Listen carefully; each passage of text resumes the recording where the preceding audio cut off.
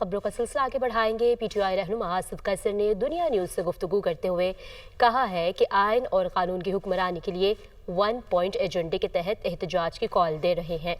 بہت جلد دوبارہ احتجاج شروع ہوگا، اس پر بات چیت جاری ہے۔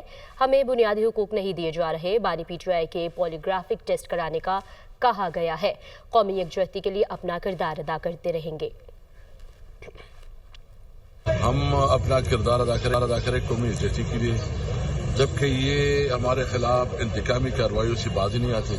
آپ دیکھیں کل جو اس کے خان صاحب کے اوپر وہ کیا کہتے ہیں، جو آواز کی میچ کرنے کے لیے پولیگرافک ٹیسٹ جو ہے نا اس کا، یعنی وہ سارا انسلٹنگ رویہ رکھا جا رہا ہے۔ جس طرح ہماری بنیادی جو ہمارے رائٹس ہیں، جو کانسٹیٹیوشن رائٹس ہیں، وہ ہمیں نہیں دیا جا رہا ہے۔ ہم صرف 1 پوائنٹ ایجنڈا ہے، رول آف لا۔ ہم سمجھتے ہیں کہ اس وقت ملک میں کوئی قانون نہیں ہے۔ 26ویں آئینی ترمیم کے بعد جو ہے نا عدلیہ کا گلا گھونٹا جا رہا ہے۔